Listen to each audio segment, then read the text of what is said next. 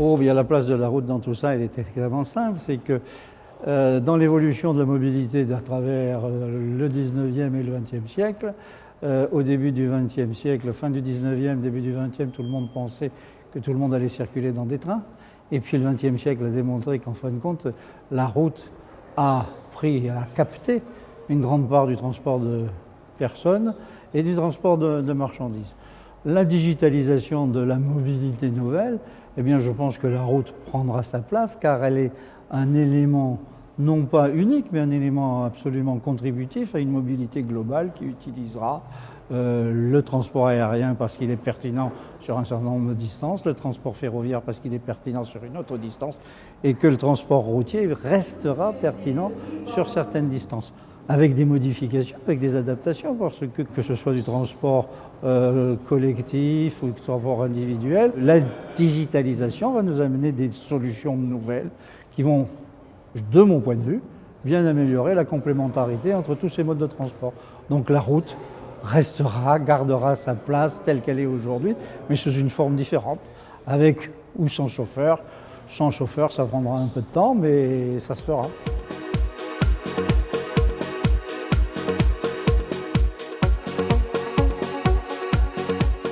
Les politiques publiques sont au rendez-vous, plus ou moins, si je puis m'exprimer ainsi. Je crois que la loi Macron, si j'en prends un volet qui est par exemple l'autorisation de transport par autocar sur route, c'est une idée que nous, à l'URF, nous défendons déjà depuis pratiquement 7 à 8 ans.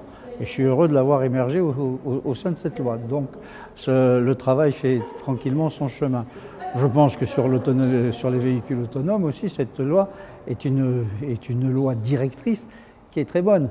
Là où je suis parfois un peu plus réservé, si je puis me permettre, c'est que de temps en temps, je souhaiterais qu'il y ait quelques dogmes qui soient moins forts dans un certain nombre de secteurs. Je veux parler en particulier des problèmes écologiques sur lesquels on a une attitude un petit peu schizophrénique face à la route, face à l'automobile, où on s'aperçoit que nos transports de marchandises sont aux normes Euro 6 et que la pollution n'est pas celle que l'on pense, que le moteur diesel dans l'industrie automobile a fait d'énormes progrès.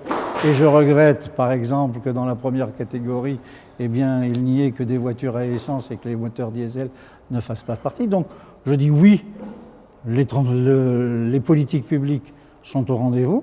Je pense qu'au niveau le plus élevé de l'État, on a pris conscience que la vague de fond de la digitalisation allait entraîner de très profondes mutations. Je pense que dans l'application des textes, nous avons encore des réticences au changement à vaincre et qu'il faudra que nous nous y mettions tous ensemble pour arriver à nous parler sans que le dogme prenne le pas sur le bon sens.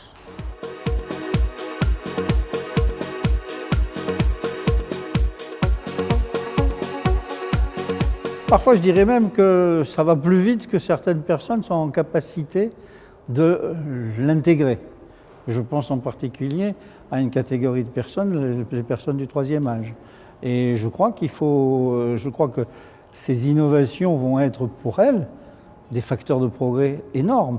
Mais par contre, de l'autre côté, je m'aperçois qu'on ne fait pas tout en tant qu'apprentissage pour permettre à ces personnes d'accéder à ces innovations. Donc je crois que dans l'ensemble, ces innovations répondent bien aux besoins de la collectivité. Je pense que parfois elles les anticipent, mais dans l'ensemble, je pense que nous n'avons pas encore vu tout ce que la digitalisation va pouvoir apporter à notre société, car c'est un peu, si vous voulez, quand on est dans des phases, je dirais, non pas de rupture, mais d'évolution forte, on a beaucoup de mal à imaginer ce que va être la situation dans 30, 40 ou 50 ans. Je dis souvent que si j'avais posé la question à mon grand-père, qui était un homme paysan et qui regardait passer les biplans dans l'air en s'arrêtant de travailler, je lui avais dit qu'il y aurait des Airbus A380 qui feraient Paris-Sydney en 1000 personnes. Il m'aurait dit, mais mon pauvre petit-fils, c'est du rêve. Donc aujourd'hui, même moi, qui suis vraiment très intéressé par ces évolutions, j'ai du mal à imaginer ce que sera la mobilité de la fin du 21e et au début du 22e siècle. Donc je suis très confiant aujourd'hui sur la façon dont il y a une bonne adéquation, si vous voulez, entre les attentes d'une société par rapport à l'évolution technologique qui est en marche. Reste encore à trouver, je dirais, les bonnes régulations pour que tout ceci apporte plus d'atouts et moins d'inconvénients. C'est toujours un dosage assez délicat.